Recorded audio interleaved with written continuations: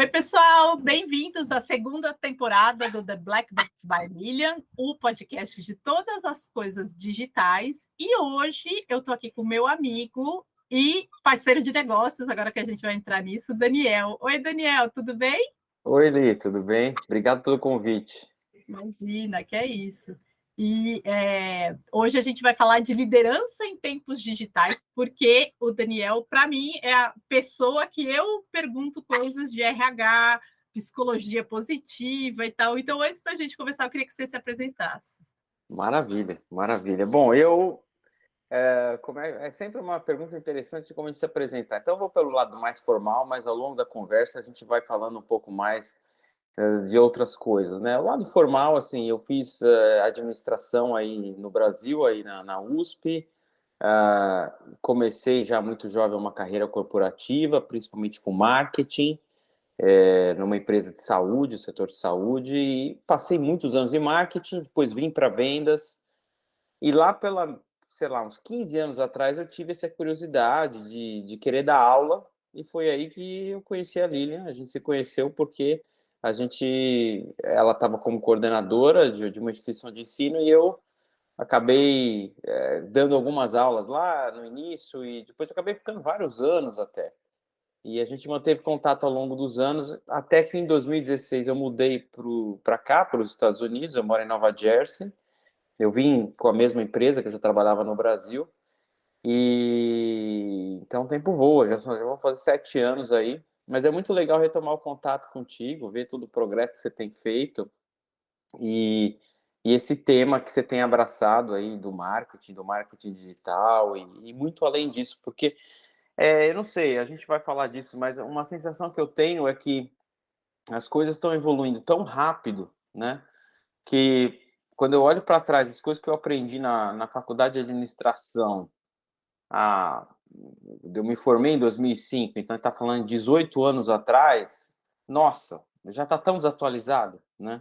Porque não tinha nada de mídias sociais, não tinha nada de marketing digital naquela época, né? Então, acho que nós vamos ter um prato cheio para conversar aí hoje do que está acontecendo, das tendências, e como você falou, como é que isso tudo impacta a liderança, né? Eu sinto esse negócio da gente ter trabalhado junto é interessante, né? Porque eu e o Daniel, a gente começou, eu comecei nessa mesma instituição, né, no Senac São Paulo, e lá são cursos técnicos, né? Eu não sei o que você acha, mas eu acho que para mim foi uma escola muito boa de dar aula para curso técnico, porque essa questão da aplicação do conhecimento é uma coisa que o curso técnico leva muito a sério, né? Então, o cara saía de lá prontíssimo para abrir uma microempresa, né? Ele tinha tudo, até segurança do trabalho, ele tinha. Eu acho que o curso técnico ele acaba preparando melhor, lógico, né? Que a pessoa tem que voltar para se atualizar e tudo lá. Não tinha marketing digital naquela época, hoje tem, né? Mas eu acho que é uma coisa que o curso técnico tinha de muito bom. E é rápido, né? Um curso de 1 ano e meio, 1 ano. E eu valorizo muito até hoje isso. Para mim, toda vez quando eu olho uma teoria, um livro, alguma coisa, eu já tento olhar e falar como é que eu consigo aplicar isso, né? Isso aqui é o lado do curso técnico, que eu acho que eu sou uma pessoa que eu tenho essa paixão por assim, pode ser uma teoria maravilhosa, mas se eu não consigo aplicar, ou se eu não vejo uma aplicabilidade rápida, direta, eu meio que perco o interesse, sabe? E acho que essa geração nova tá aí, a gente vai falar disso, né? Outro dia eu conversei com... Porque é aquela coisa, a gente vai ficando mais velho e, obviamente, nossos amigos também, né? Então, assim, eu já tenho amigos aqui, amigas que já têm filhos que são adolescentes, né? E aí eu pergunto muito para eles, como é que é escola para essa galera de ensino médio, de 15, 16 anos, e né, aquela coisa que na nossa época era pegar livro, ler, escrever com papel e caneta. E eu converso com alguns deles, da molecada, e eles falam, eu aprendo, 80% do que eu aprendo, outro dia um moleque estava me falando, é YouTube, é YouTube. Então, assim, não tem essa coisa de ler um livro, sabe, sobre a história sei lá, do Brasil. O cara vai lá assistir um vídeo de 10 minutos que conta muito disso e aprende bem, bem rápido, bem fácil, né? A gente entrou nesse assunto de educação, eu acho que esse é um desafio interessante, né? Porque, assim, os recursos que os melhores YouTubers ou produtores de conteúdo têm para produzir uma aula de história legal são muito melhores do que qualquer professor de história tem numa escola, e não interessa se é particular, se é melhor particular, se é pública, você entendeu? Pensa, ele tem, né? Ele coloca, né? Sei lá, até esses explicando no Netflix, né? Essas séries aí. Tem um que a minha filha gosta, que é um menino que desenha, né? Então ele faz tipo aqueles stop motion, né? Uhum. E ele fala das guerras púnicas, coisa que eu nunca tinha aprendido na escola também. Meu, o vídeo dele, eu não tenho o menor interesse em guerras púnicas, entendeu? Mas assim, o vídeo dele é tão legal que a minha filha me colocou, assim, fiquei viciada no canal dele, é muito engraçado, né? Legal. E eu acho que isso é uma coisa que a gente vê na tendência de educação, e isso também é na educação corporativa, né? A gente vê um monte de empresas tendo as suas próprias universidades, porque eles querem formar a mão de obra para eles, e a educação superior, às vezes até a educação básica, não forma. Eu não quero usar a palavra direito, né? Mas é isso que é, né? Não forma direito as pessoas para estarem prontas para o mercado de trabalho. E aí a internet consegue fazer isso melhor, porque quantos milhões de produtores tem no mundo inteiro? E não é porque o vídeo está em inglês que ele não está acessível para quem só fala português, porque tem um monte de tradutor aí que coloca as legendas e fica uma beleza, né? Então eu Acho que acho até que o YouTube agora está colocando a legenda meio que automática e é muito legal, porque assim, não, por mais que a tradução não seja perfeita, mas você já pega, né? você já consegue acompanhar, É, já tinha, para nós aqui é interessante, né? Eu faço alguns projetos de consultoria na China, e aí tem textos que estão só em chinês, né? Gente, não tem como você usa o Google Translate no Chrome e traduz aquilo ali, não está perfeito, mas você consegue entender o foco principal ali, né? Ao invés de falar de liderança, vamos colocar, né, assim, para o trabalhador, mas de qualquer nível, né? O digital mudou na vida, né, das pessoas que trabalham em organizações ou para organizações? é. Olha, eu acho que tem o seguinte, e até para responder essa pergunta, eu vou falar um pouquinho para o pessoal, algumas pessoas talvez estejam ficando curiosas. Pô, ele contou um pouquinho da carreira dele aí no Brasil, mas veio para os Estados Unidos já faz quase 7 anos, né?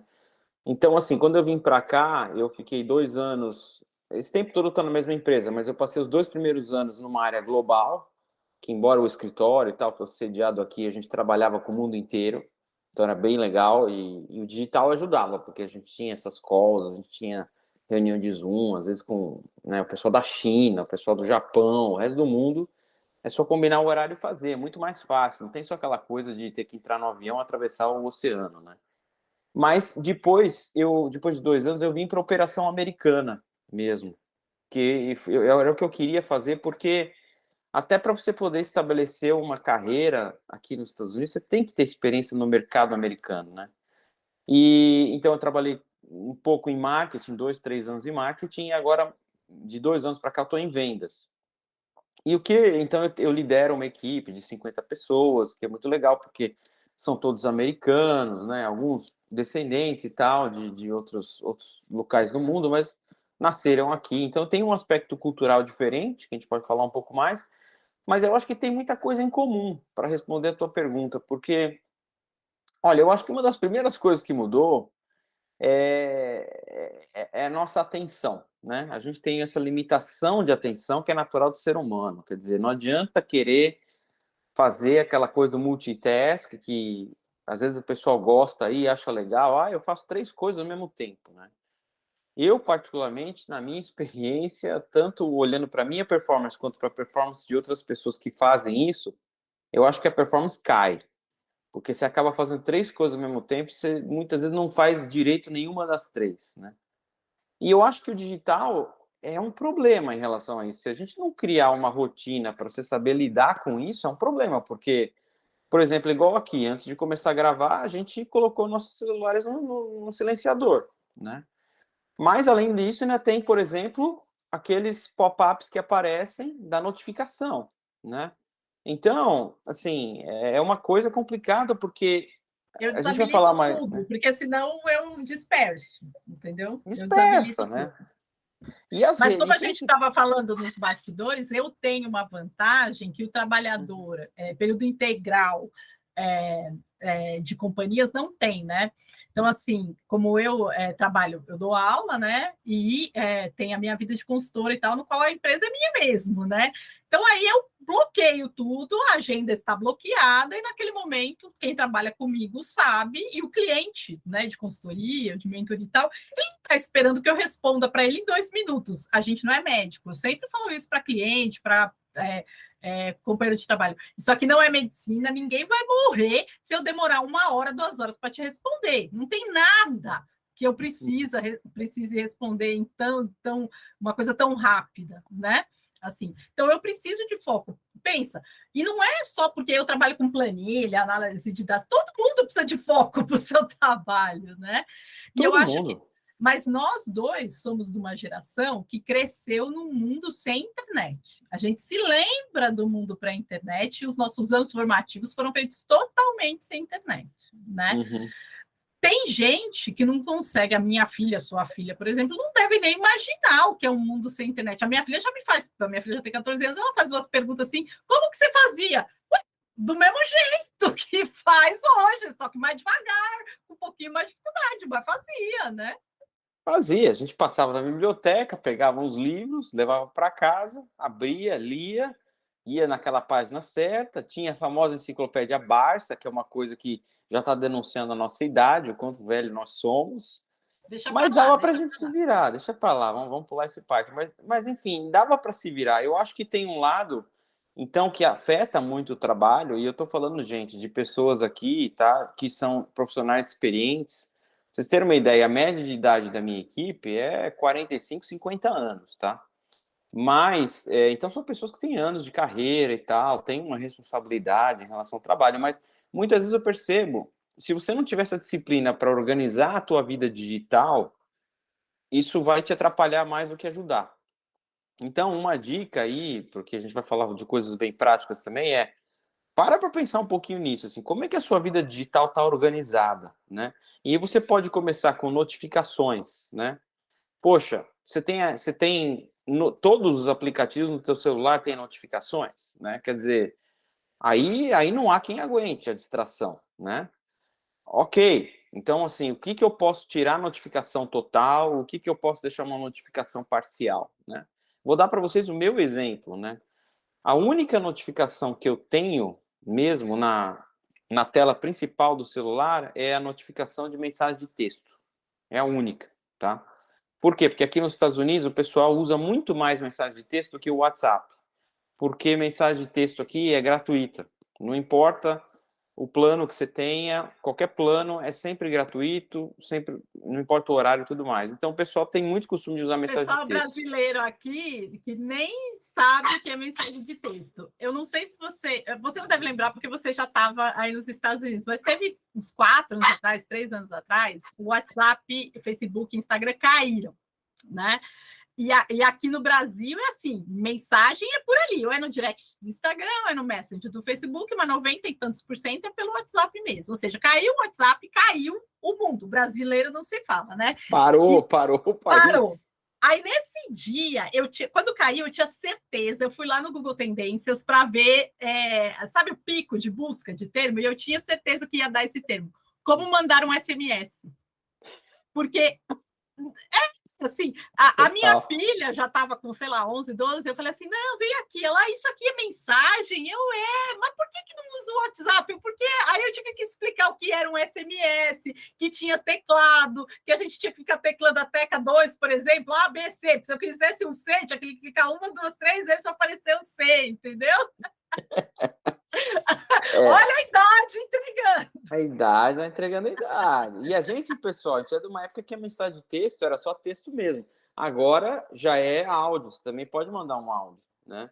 Mas então tem tudo a ver com isso. Primeira dica que eu dou é essa: faça uma faxina nas suas notificações. Por exemplo, no meu caso, de novo, estou dizendo coisas minhas que não vai se aplicar para todo mundo. Às vezes você se dá bem com isso, mas Eu tenho uma política, desde que eu comecei a trabalhar mesmo no corporativo, de limpar a minha caixa de e-mails de trabalho. Eu não consigo, eu não sou essas pessoas que conseguem assim, tem 5.237 e-mails na caixa de entrada e estou super organizado. Não, eu me perco. Então, todo final de dia, eu deixo minha caixa de entrada limpinha. Tem coisas que eu não consegui resolver naquele dia, então eu mando os e-mails que eu não consegui resolver, ou que depende de uma outra pessoa, de uma outra área. Eu tenho uma pastinha que eu criei de follow-up, de acompanhamento, né? Eu sempre tento deixar a pastinha de follow-up, às vezes fica 10, 20 e-mails, mas também evito para que não vire um negócio de 200 e-mails, né? Então, essa é a minha filosofia. O que eu percebi? Como eu tinha aquele badge que aparecia do lado do símbolo do e-mail com o vermelhinho lá, quantos e-mails não lidos, eu estava começando a trabalhar de final de semana por causa da ansiedade. Porque eu terminava a sexta-feira sem nenhum e-mail. Às vezes no sábado de manhã estava lá 6, 7, 8 e-mails. Aí eu, putz, alguém mandou um e-mail do trabalho, talvez seja uma coisa importante, vou entrar, né? Aí, para o teu ponto, que é a história do médico, né, que ninguém vai morrer se a gente não responder, eu tirei essa notificação do e-mail, não está mais lá. E eu tirei já faz uns 5 anos já, quer dizer, nunca aconteceu nada de ruim, né? E pelo contrário, eu consigo me focar muito mais no meu final de semana, na minha família, né? Então, essa é uma dica que eu dou muito grande e outro assunto que a gente pode entrar, que a gente pode também discutir algumas dicas, você me fala aí se a gente já vai entrar nisso agora ou não, mas é a própria natureza das redes sociais, né? Porque as redes Só sociais, elas fazer têm... uma Claro, interrupção claro. aqui para a gente colocar um negócio, porque eu me sinto como professora, eu me sinto na obrigação de dar as referências, né? Então, o que você está falando, aí eu não sei se você leu Hábitos Atômicos, do James Clear, o Ah, Atomic Habits. li. Muito Assim, bom. é muito bom e ele dá dicas muito práticas de como você fazer essa questão de, né, tirar essa tentação das redes sociais. Você está falando que você consegue você mesmo se controlar. Eu já falei algumas vezes aqui nesse canal aqui e no meu canal do Instagram de que eu não tenho esse autocontrole. Comigo funciona só na base da cadeia. Então, dá para ser uma cadeia física, né? Você põe seu celular assim numa caixa e aí ela só abre, né, em certos momentos. Mas existem alguns aplicativos que eles limitam o seu acesso. Eu tenho não ganho jabá nenhum, gente, chama Freedom, tá? De liberdade em inglês. E ele te coloca na cadeia. Então, ele fala assim: ó, você não pode acessar o Twitter, o Instagram nesse horário, porque você falou que só pode usar nesse horário.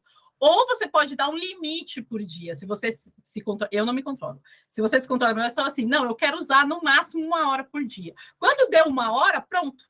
Ele fecha e você só não abre mais, só depois de 24 horas, entendeu? E você pode Muito fazer isso com legal. e-mail, com Slack, com qualquer coisa, né?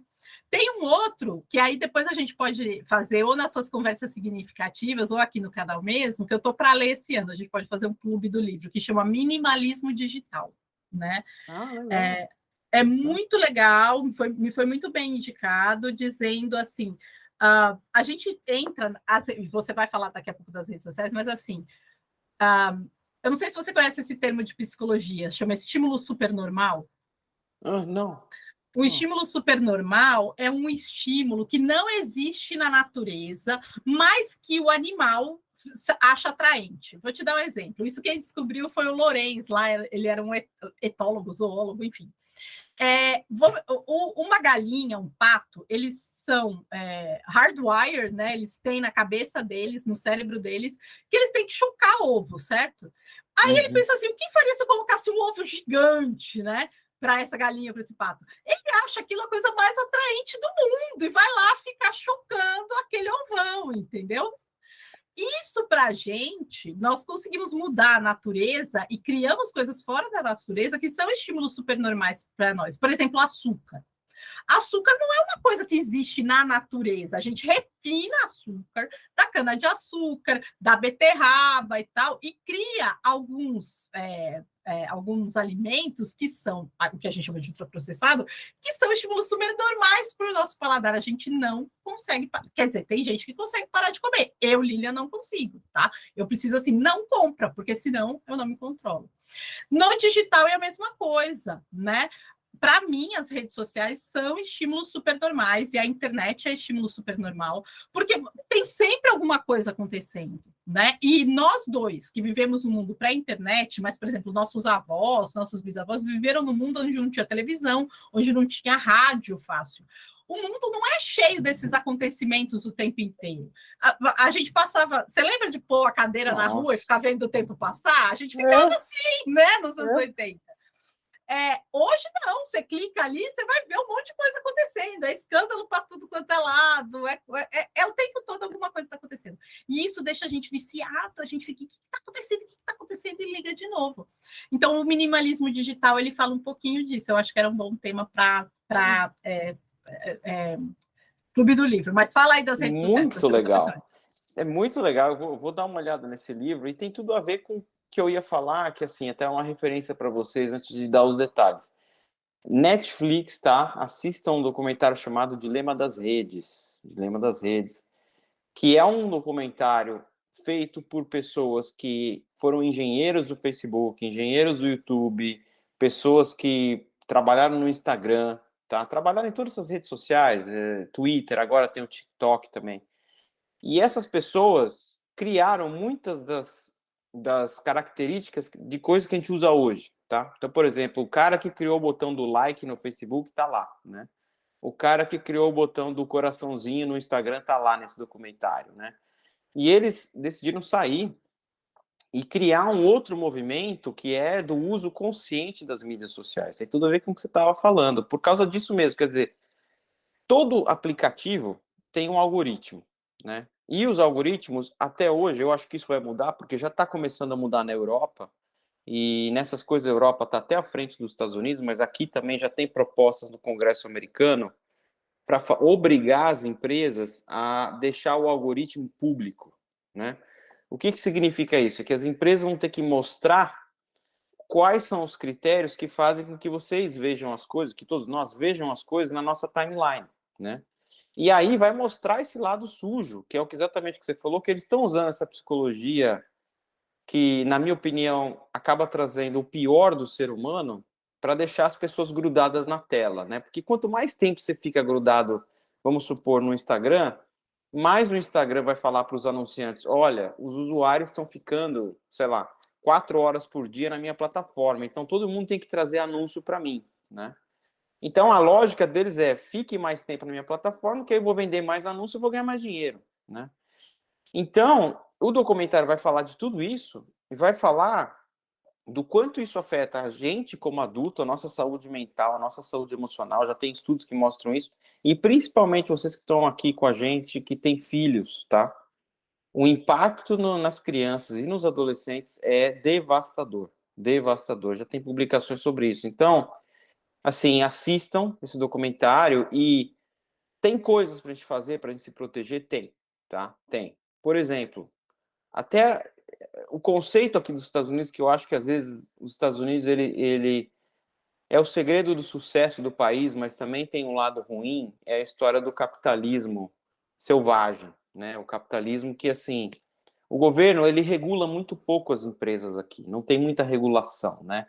Não tem muita estatal e tudo mais. Então, isso explica muito porque que o país é líder em inovação e tudo mais. Mas essa ideia de não vamos regular nada acaba criando uma obrigação das empresas se autorregularem.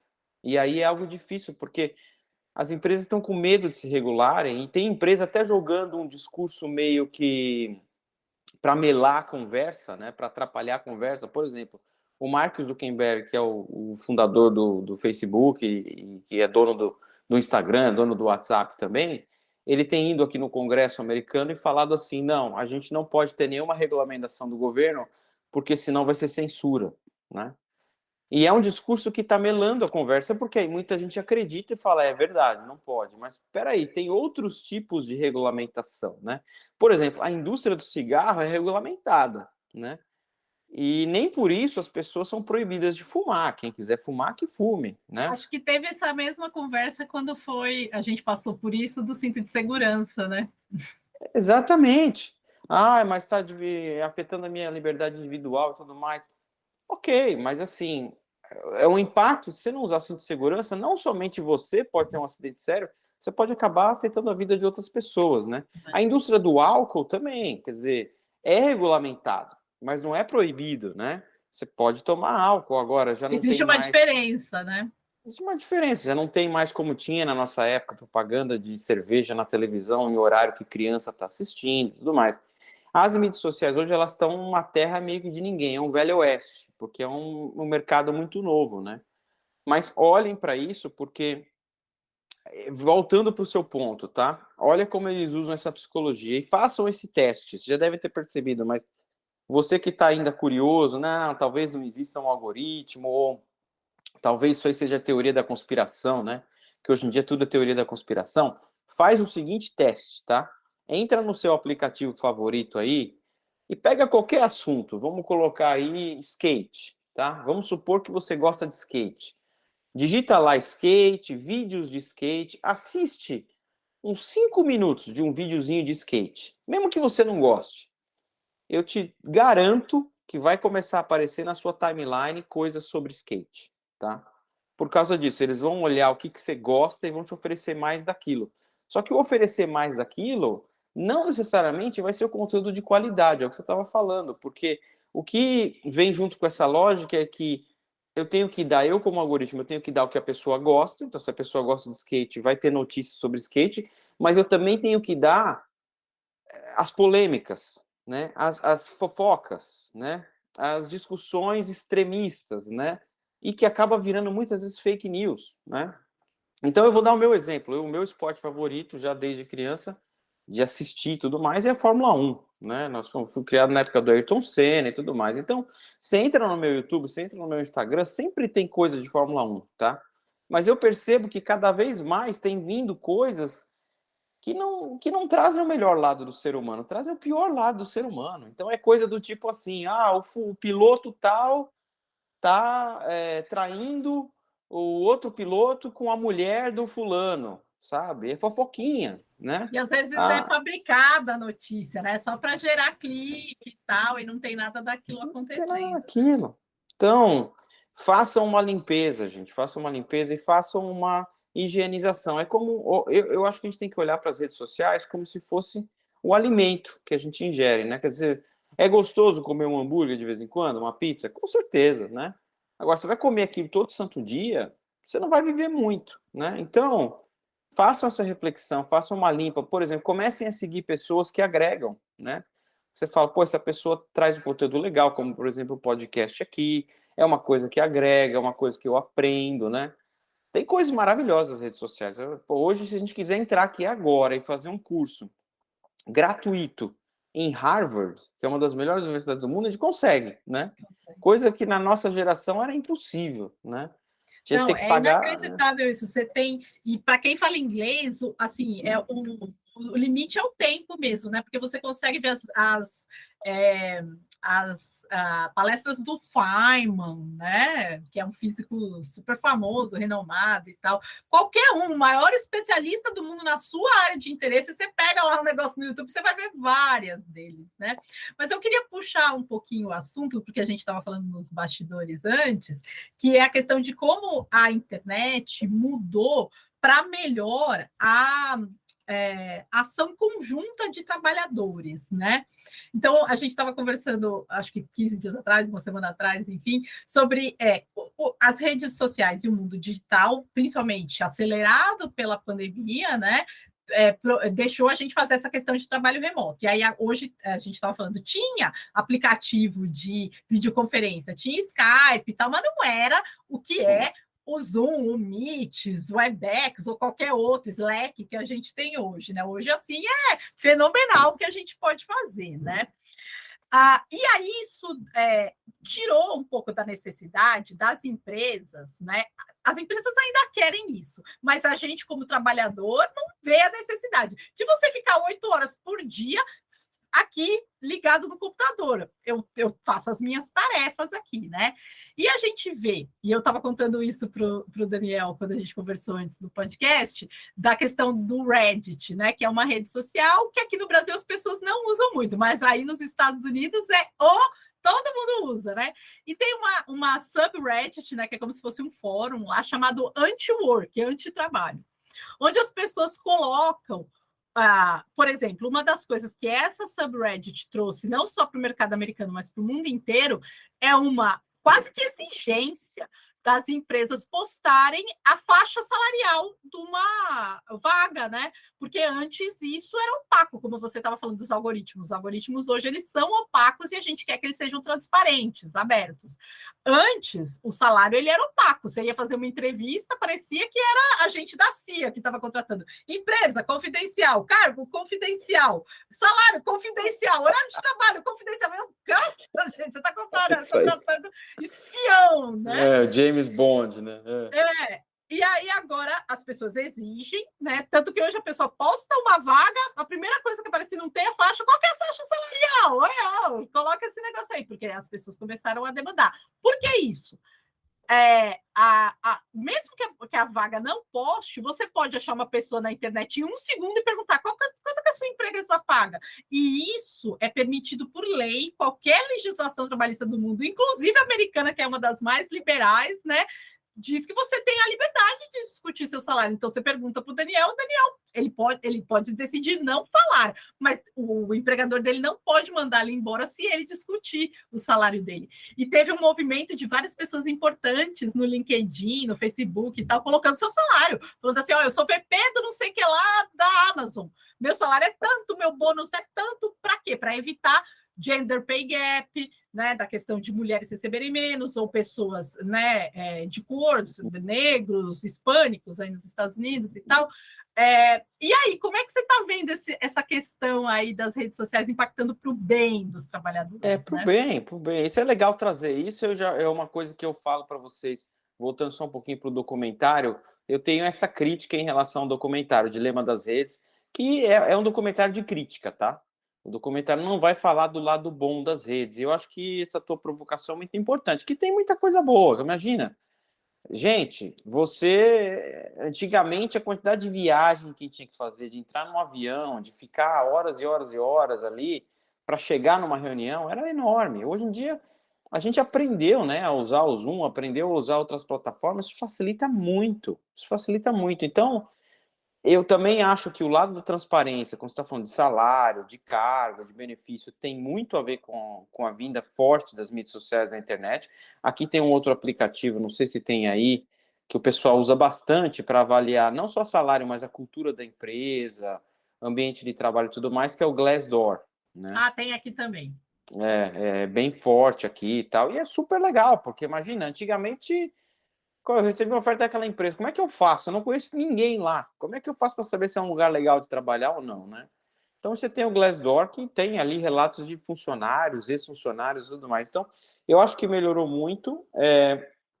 Mas, de novo, acho que como tudo na vida, ainda é uma tendência muito nova, né? São ferramentas que vieram aí há poucos anos e tem gente que está um pouco reticente. A gente também está vendo aqui, a gente estava falando algumas semanas atrás, esse movimento de lideranças de empresas que querem voltar para o passado, né? E é triste porque acho que faz parte da natureza humana de às vezes não aceitar a novidade, querer voltar para o passado.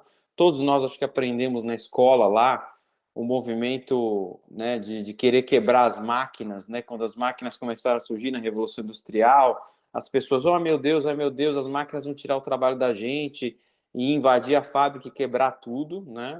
Ver se deu certo, né?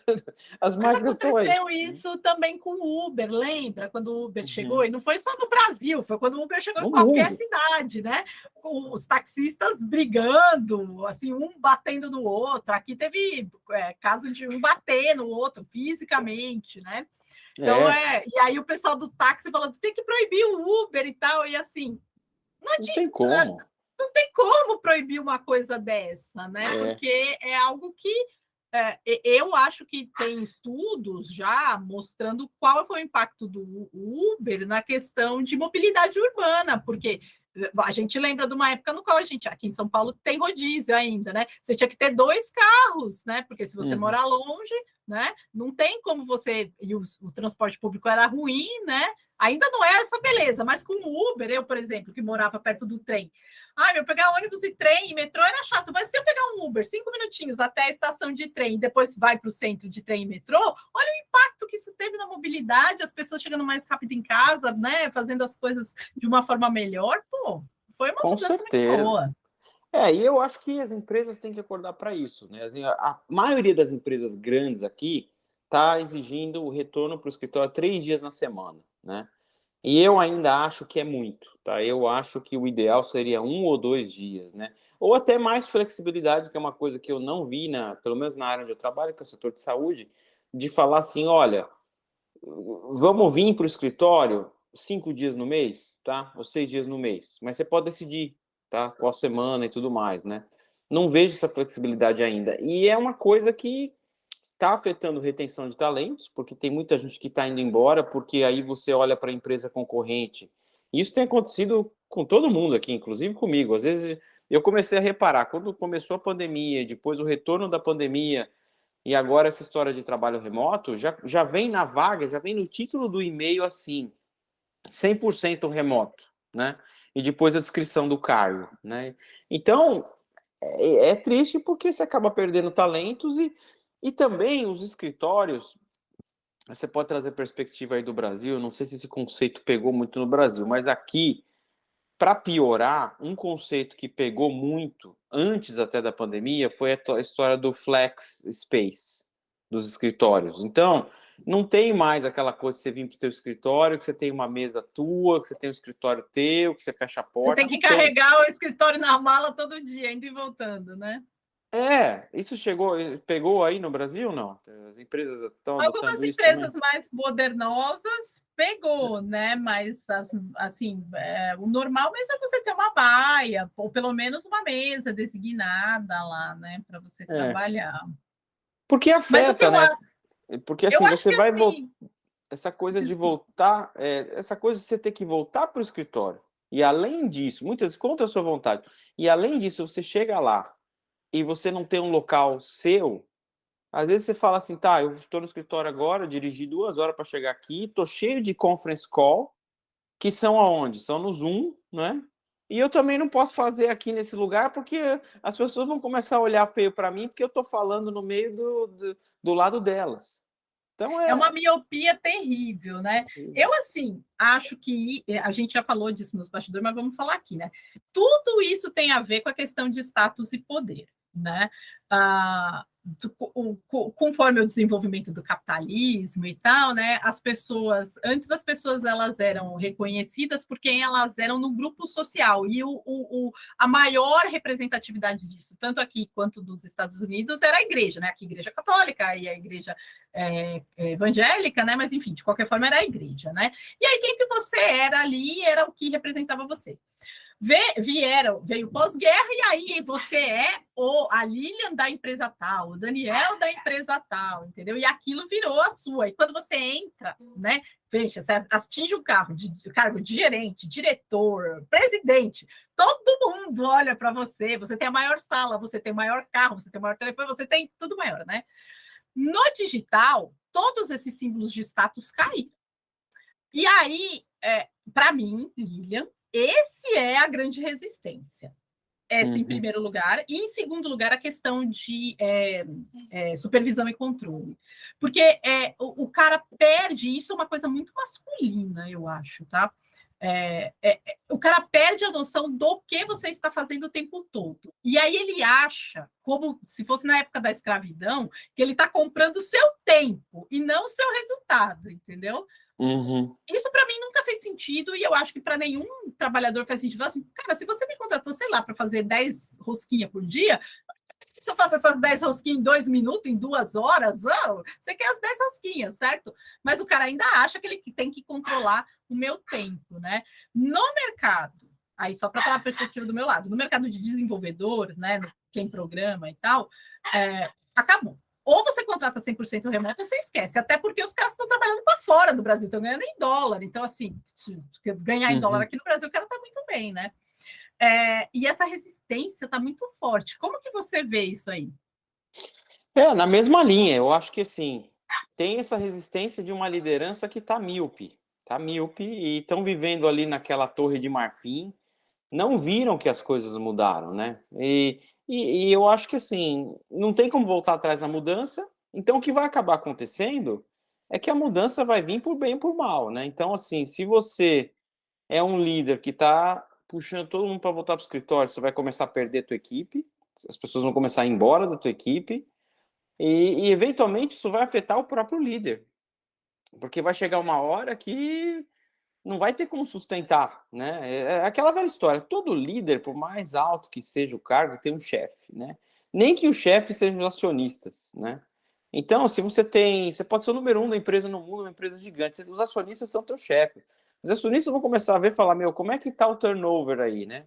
10%, 20% está crescendo, estão perdendo talentos que a gente não poderia perder.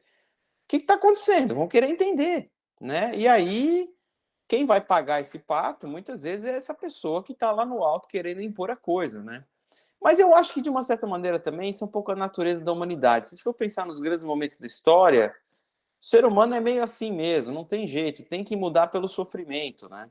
É um pouco aquela história da mudança dos impérios para as democracias, né? Os reis estavam vendo o povo passar fome e não queriam mudar, né? Não queriam mudar o sistema.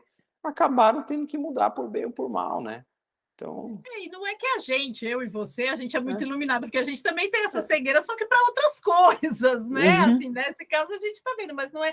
O ser humano, ele realmente ele tem uma miopia naquilo que lhe interessa, ou que lhe é importante, né? Mas você puxou um negócio da liderança, e como você é especialista nisso, eu queria te perguntar, porque saiu o chat GPT 3,5, né, que o pessoal chama de OpenAI e tal, né?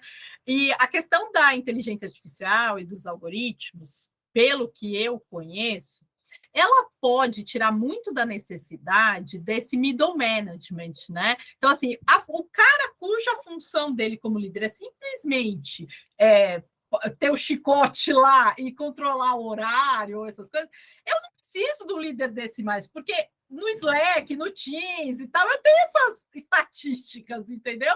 Eu não preciso mais disso de uma pessoa controlando, né? Será que a liderança... Aqui no Brasil, eu tenho certeza que os caras não estão olhando nada para isso. E aí, o povo está olhando? O povo está olhando, está tendo um debate muito grande sobre isso, tá? E esses chats GPTs aí, isso daí basicamente eu também não sou expert, mas escutei já alguns podcasts, converso sobre isso. É inteligência artificial num nível já bem avançado. Por exemplo, está tendo debate aqui de preocupação até do seguinte: você pode conversar com inteligência artificial e falar, se vamos imaginar que você é um estudante do ensino médio, tá? E falar assim, olha, prepara para mim um artigo sobre a independência dos Estados Unidos, Não né? A tem como independência dos saber Estados que foi Unidos, né? ele que não fez. Não tem. Então, exato. E aí você vai ter aquele negócio, aquela máquina vai criar para você um artigo e vai pegar coisas da internet, vai pegar coisas que você falou também. Olha, faz uma menção a fulano, a cicrano, a beltrano. E aí você vai entregar aquele trabalho para o teu professor como se você tivesse feito, né? Você já usou o E chat GPT-3? não, nunca usei, nunca usei. Eu Já tenho usou? usado muito, porque como é a minha área, né? Assim, eu uso demais, né? E aí eu uso muito para escrever script de vendas e e-mail. Sabe quando você quer assim, escreva um e-mail convidando uma pessoa assim, assim, assado. Ele escreve. Não é que é só em inglês, não, é em português também, tá? Escreva Uhum. um script de vendas para uma empresa farmacêutica que me pediu um treinamento. Eu já coloquei lá e ele fez, entendeu? É, então. Assim, Então, de boníssima. é. Eu acho que você foi no ponto. Eu concordo com você que, assim, esse tipo de tecnologia, você imagina, estamos em 2023, já está assim. Imagina daqui a 10 anos, né? Como é que vai estar. Então, eu acho que sim, que vai substituir esse tipo de líder técnico que só está ali comando e controle. Porque tem muito líder que, infelizmente, acha que liderança é fazer um checklist, né? É que assim, eu tenho a minha caixinha de tarefas, ok, feito, feito, feito, vou embora para minha casa. E tem E muito de líder. quando vem isso, né? Isso aí vem do começo da administração científica, tipo uma coisa da época do Nossa, Fordismo. Fordismo, Taylorismo, isso é coisa pré-histórica, gente. De 150 anos atrás. Então tá na hora da gente evoluir. Quer dizer, infelizmente ainda vejo muito isso. Honestamente, eu via mais isso no Brasil do que aqui. Eu acho que a liderança aqui está um pouquinho mais evoluída, mas gente que acha que é checklist, ou gente que acha, no teu ponto, que liderança é acompanhar KPI, né? Key Performance Indicator. Então é aquela coisa. No meu setor, que é o setor farmacêutico, Tem líderes que às vezes o cara fica lá o dia inteiro sentado, olhando assim, quantas visitas por dia o representante está fazendo, quantos quilômetros por dia está dirigindo, qual é o tempo médio de cada visita, quando abriu o iPad na frente do cliente, que página que abriu, né? E veja, a gente não está desmerecendo o KPI. O KPI é importante, mas o KPI, gente, para o trabalho de um líder de verdade, é 10, 20% do seu tempo. Não pode ser 100% do seu tempo, né? E aí É eu que acho que... toda métrica que vira uma meta, ela tem o potencial de ser burlada, porque isso são incentivos, né? Então, assim, se você está me medindo por quilômetro rodado, aí é que surgem aqueles problemas de, então eu vou rodar mais, entendeu? E aí eu burlo isso, né? É a mesma coisa da prova. A gente, na educação superior, a gente tem falado isso. Se o cara vê a educação como só um caminho para o canudo, para o diploma, usar o chat GPT-3 é racional, não é irracional, entendeu? Tudo bem, as pessoas podem falar caráter e tal, mas humanos são motivados por incentivos, entendeu? Então, assim, Uhum. é isso que vai acontecer, né? E agora, se aquilo for uma experiência prazerosa, uma coisa que ele sente que tem sentido, que ele vai poder utilizar, entendeu? Pô, os caras assistem documentário, ouvem podcast de 6 horas sobre a Segunda Guerra Mundial, né? Você acha que o cara não quer aprender? É que ele não quer aprender o que você está tentando ensinar do jeito que você está tentando ensinar. É. Então, tudo isso tem me feito rever a importância sobre a liderança, sabe? São coisas que eu ofereço, que eu sei que você oferece, mas talvez a nossa audiência aqui vai ter pelo menos uma parcela do pessoal que está começando carreira. E se vocês estiverem começando carreira, a minha dica para vocês é: gaste mais tempo fazendo cursos, estudando, praticando, tendo mentorias, tendo coaching nas soft skills, tá? Que eu também não gosto desse termo, aliás, eu não gosto desse termo, porque a gente tende a chamar de soft skills, então já dá uma ideia que é soft, não é, sabe, é mais fraquinho, é mimimi e tudo mais. Não, eu acho que para esse mundo do futuro, as soft skills vão até ser chamadas as habilidades essenciais para uma liderança. Então, o que eu estou falando? Estou falando de inteligência emocional, eu estou falando de autoconhecimento e autopercepção. Gente, se vocês Nossa, forem ver, um líder que não tem isso, como que ele pode liderar, gente? isso destrói liderança de um jeito fácil e rápido, tá? Às vezes a pessoa é um baita líder que conhece tecnicamente tudo, só que só pelo fato de não ter uma autoconsciência de, puxa, talvez a maneira como eu estou me comunicando, eu estou sendo percebido como muito agressivo pelos outros, né? Talvez eu sou visto pelos outros como um comprador de briga que tudo vira briga comigo. Isso Ou destrói a carreira. minha perspectiva como mulher é assim, normalmente às vezes o cara é até empático, ele até tem autoconhecimento e tal, mas ele tem o que é de ser um homem. E ele não entende quais são os desafios de ser uma mulher. E aí ele acaba perdendo essas pessoas porque ele quer exigir certas coisas que não cabem na vida de uma mulher, entendeu? Eu não estou dizendo que as mulheres devem fazer o que todas fazem iguais, mas que são modos diferentes de estruturar a vida, de estruturar prioridades, né? Total. E entender que, assim, olha, o que é importante para uma pessoa, para mim, não necessariamente é importante para o outro, né? As prioridades das vidas são diferentes. Então, como é que eu respeito isso? Como é que eu tenho empatia por isso? Você falou uma coisa fundamental que daria para a gente fazer outro podcast aqui só sobre isso, que destrói não só carreiras, destrói vidas, que é o ego. É o ego, né? Essa coisa, lógico, todos nós temos um ego, né? Mas será que a gente está se desenvolvendo para perceber o quanto que o nosso ego está nos afetando no dia a dia, né? Porque quando você vira líder, é legal, você tem uma equipe, uma parcela da equipe, querendo ou não, em qualquer diferente cultura, vai ter tendência a bater palma para você, né? É gostoso receber palmas, é gostoso ir no palco, é gostoso se sentir amado, se sentir querido. Isso faz parte da natureza humana, a gente está procurando isso. Só que se você não tiver essa autoconsciência assim, olha, eu como líder não dá só para fazer coisas que vão alimentar meu ego. Eu vou ter que fazer coisas que vão contra os meus instintos, essa necessidade de ser amado, mas que são importantes para o negócio, né? Ou que são importantes para o ser humano, para as pessoas, né? Então, gente, se você tiver que focar a tua carreira em desenvolver liderança, tá? Foque mais nessa parte. Porque a parte técnica, você vai aprender, mas eu diria que a parte técnica, ela é um pouco menos complexa, porque, assim, não existe fórmula pronta para você aprender inteligência emocional, não existe fórmula pronta para você aprender self-awareness, não existe fórmula pronta para você aprender a lidar com o seu ego, né? Você vai ter que fazer isso através de pessoas, você vai ter que fazer isso através de, muitas vezes, de desenvolver coisas que não tem a ver com um livro, com uma teoria, né?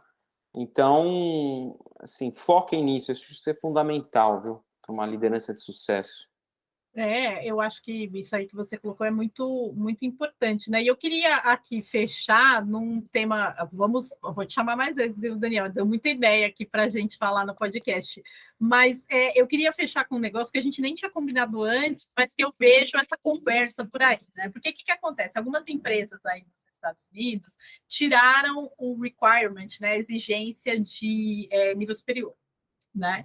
Então, falando assim, não, vou contratar uma pessoa que tenha só ensino médio e tal, não é mais uma questão de filtro, né? Precisa ter para entrar aqui.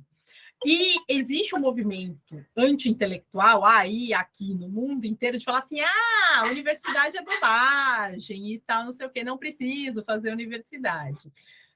Na minha visão, existe uma crítica válida à universidade, mas eu queria entender para você se você dá essa dica para os meninos e meninas que estão agora de fazer ou não fazer faculdade. O que você acha?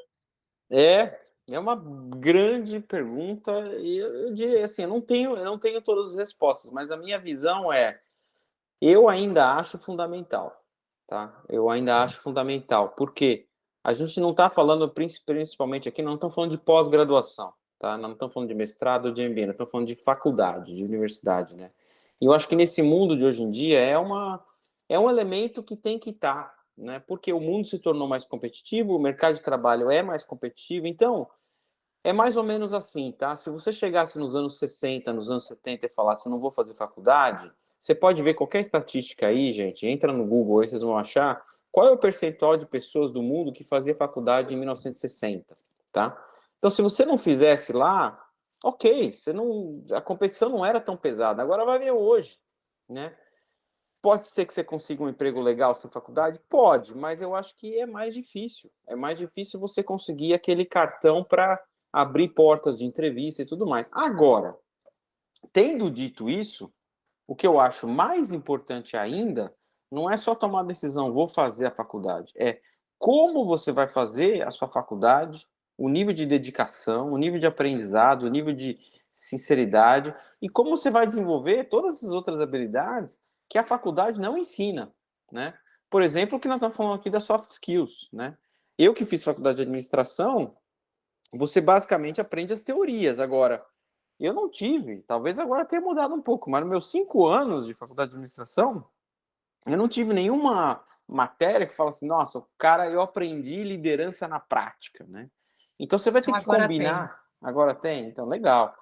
Então é legal que você combine isso com assim, pô, vou fazer estágio, né? Vou fazer mentoria, vou fazer coaching, vou fazer projeto de voluntariado. Não pense também que só a faculdade vai resolver e vai te colocar num patamar ali, né? E para finalizar, uma coisa que eu acho que é mais específica dos Estados Unidos, mas talvez já está chegando aí no Brasil, né? O que acontece? Quando você fala em faculdade aqui nos Estados Unidos, todas as faculdades, e eu digo todas, são todas mesmo, são particulares, tá? Elas são privadas, né? Por mais que tenha algumas vezes que está afiliada com o Estado, a gente tem aqui em Nova Jersey uma que outra tá que tem um financiamento público, mas todas são particulares. Existe sim essa discussão em relação ao custo-benefício. Porque você tem as faculdades que a gente chama de Ivy League, que são as melhores das melhores, por exemplo, Princeton, Harvard, MIT e tudo mais, que elas custam tão caro, mas tão caro, mas tão caro, que muitos pais e adolescentes falam assim, meu, quer saber, vale a pena fazer a faculdade numa faculdade B e não na faculdade A, que também vai ser muito boa e que também vai depender muito da minha dedicação, né? Porque lembra que o aluno também é o que faz faculdade, não é só faculdade, né? E aí, o meu retorno sobre o investimento vai acabar sendo mais alto. Por quê? As faculdades aqui são tão caras que o aluno não tem dinheiro para pagar. Então, eles terminam a faculdade com 25, 26 anos com uma dívida enorme, de 200 mil, 300 mil dólares. E aí, a pessoa vai começar a pagar essa dívida e vai terminar de pagar quando tiver 35, 40, né? Se acabar de pagar, né? Porque não entra no bankruptcy, isso aí é um problema muito sério. Isso aí. Problema sério. Então, façam essas escolhas com cuidado, tá? Usem os mentores. Aproveita que hoje a internet, por esse ponto, vocês podem assistir aqui o nosso podcast. Se depois quiser escrever para mim, bater um papo, vamos conversar. A Lilian está aqui também.